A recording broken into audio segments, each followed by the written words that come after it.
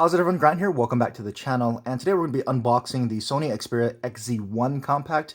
And I know the XZ2 compact has been announced, but it's not officially released here in the US. And so let's just start to get this open. I think the XZ1 compact is a pretty significant spec bump internally from the X compact from 2016. This came out late last year, I think September, October of 2017. And it had some pretty good spec bumps. The X compact, which I do have, and we'll do some comparisons, they went back to more of a mid-tier processor. The compact line has been known as the flagship specs in a small body, but the X compact, they went with a 650 processor, whereas you can see here in the XZ1 compact, they went back to a flagship processor in the Snapdragon 835. You're going to have 4 gigs of RAM, 32 gigs of onboard storage with micro SD card expansion, a small 2700 milliamp hour battery, but this does only have a small 4.6-inch 720 display. So that combined with the efficiency of the 835 should give you all the battery life. It does come with USB Type-C, 8 megapixel front camera, and it does come with that 19 megapixel rear motion eye camera that you get on the XZ Premium. So it's going to have that 960 frames per second super slow motion video. And like I was saying, I think this is a significant spec bump across the board from the previous generation X compact. And the XZ2 compact, since it's only about 6 months since this was released, the XZ2 compact is, to me, a minor spec bump. I don't think it's as big of an upgrade as if you went from the X compact to the XZ1 compact. If you're going from this to the XZ2, I think it's more of a minor upgrade. Plus, I got this for about $400 right now, which seems to be the going rate for a Snapdragon 835 phone. You've got the Essential phone that was just marked down to about $400.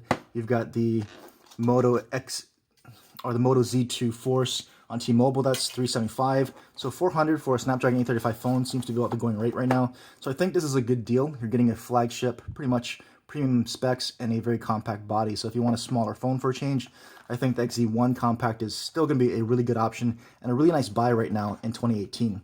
Because when the XZ2 compact does come out in the US, I think it's expected to be about $600. So it's going to be about $200 more. And it's going to offer a little bit more, but I'm not sure if it's going to offer $200 more. So here's our usual nighttime reading there, and this should be the USB Type-C port here. And so there it is, the USB Type-C charging cable, and this is the international version, so I've got an international plug, but I do have an adapter for that. And this is Quick Charge 3 compatible, so that's a fast charger there. And with the international model, the bonus is you're going to get headphones. In the US, we pretty much never get headphones, so you get some decent Sony headphones there. So they're not really cheap looking. There's some pretty nice looking in-ear earbuds from Sony, and you've got some extra ear tips for the headphones. So that's pretty much it for the box. Let's go ahead and get into the phone here. We'll go ahead and take out some stickers. So that's the rear sticker. And so obviously I got the silver version because I've gotten a lot of black phones, especially black Sony phones. So I think it's nice to try a different color. There's the front sticker, and we'll power this thing up.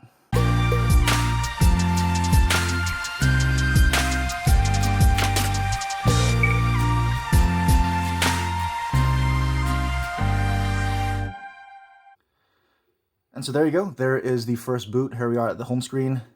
And if you go into settings, this should be running Android Oreo out of the box, so that's a bonus too. I think this was the XZ2 and the XZ2 Compact were the first phones of 2017 to run Oreo. And so if you take a look here, it is running Android 8.0 out of the box with the August security patch. And I'm sure there'll be updates because Sony is really good about updates. But other than that, you can see here, it's pretty stock looking. It's kind of Sony's little skin on top, but it's still stock looking. If you can pull down here, that's what the notification shade looks like there.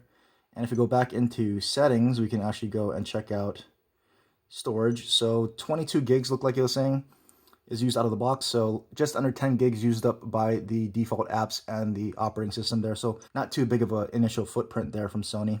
And so Sony has some pretty stock looking Android setup here. Here's a home screen, and you can see some of the pre-installed apps here. So you can go through them. You can see the stock Google messaging app. You've got some of the Sony apps there, like that What's New and the weather. Over here, you've got AVG protection that they normally install. You got some Amazon apps, which is interesting for a Sony install, but not too much bloatware. Facebook, Spotify come pre-installed, so not a lot of bloatware, which is why the overall footprint of the install isn't too bad. And if you actually go back, you can go into the settings, the launcher settings here. And Sony's been including some pretty good settings in their launchers lately, so you have the Google home feed if you want, if from swipe to from the left, so you can turn that off and on if you want that Google home screen. and you can reduce the size of the icons, which I usually do. Go to small icon appearance. You can actually install icon packs and use them with the stock launcher, so that's pretty nice. Show names in dock, I usually turn that off, and I don't want to add icons to the home screen as they're installed. Don't automatically place them together, and that's pretty much it. So no ability to get rid of this app launcher or the app icon. I think in an update you probably will, because on the XE Premium I believe that's gone. You can swipe up, so hopefully with one of the system installs you can actually have the option in the stock launcher to swipe up and remove that app dock there.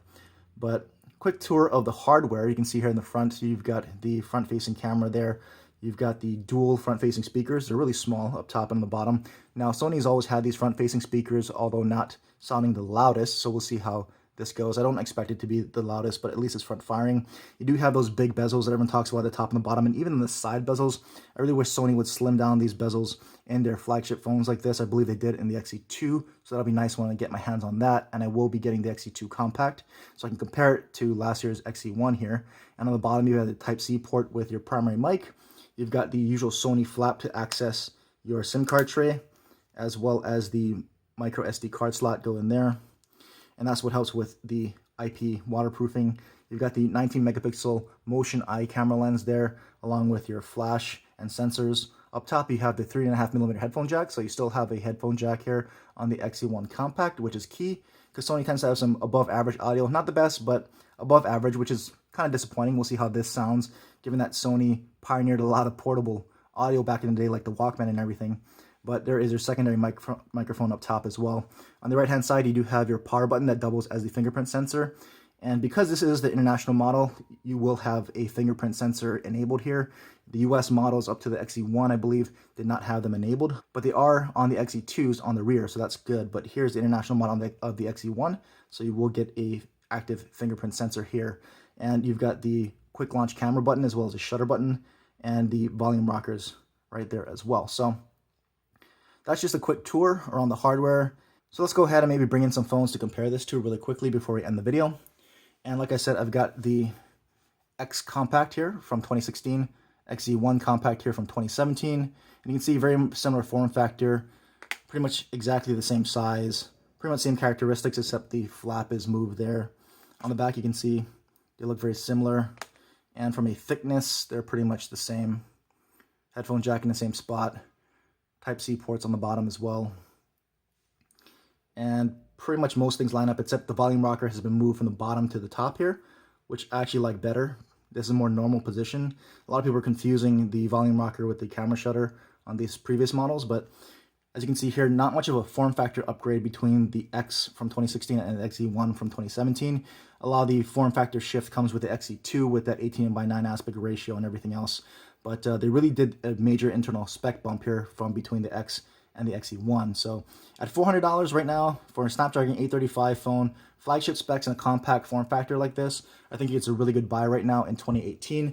And next, of course, the compact phone that it always gets compared to, the iPhone SE. So probably the most compact smartphone out there right now. So the iPhone SE right here, very small, a little bit smaller than the XZ1 Compact there, as you can see. So a little bit smaller, a little bit thinner, a little bit shorter, a little bit more narrow as well. And so that's what it looks like next to the iPhone SE. For relative size, if you're familiar with the size of a Galaxy S8 or an S9, here's the Galaxy S8. It's considered a smallish Android phone in the day of these phablets now with these really big phones. So that's what it looks like next to the Galaxy S8 there. Of course, the S8 is going to be taller, thinner, and a little bit wider though. So that's what it looks like compared to the Galaxy S8. And I'll bring in my Galaxy S9 Plus so you can see what it looks like to the Plus model. Obviously, much smaller there. Pretty much fits right inside the Galaxy S9 Plus. Of course, the S9 Plus will be thinner though, just because that mass is spread out over a bigger surface area. But if you were curious as to how it compared, there you are, and that's how they look and how they line up. And like I said, it's only about 6 months old, so instead of introducing a new compact model a full year from the previous model, like Sony normally does, the XE2 came out only 6 months after this model. So this model is not very old at all, and for $400, I think you're getting a lot of phone. And it could be a better buy than spending a full $600 on the XE2. But when I get the XZ2, I'll compare it to this and I'll let you know. So that's going to do it for this unboxing. If you have any other questions or comments about this, anything else you want to see about the XZ1 compact here, leave them in the comment section below. And as always, thanks for watching.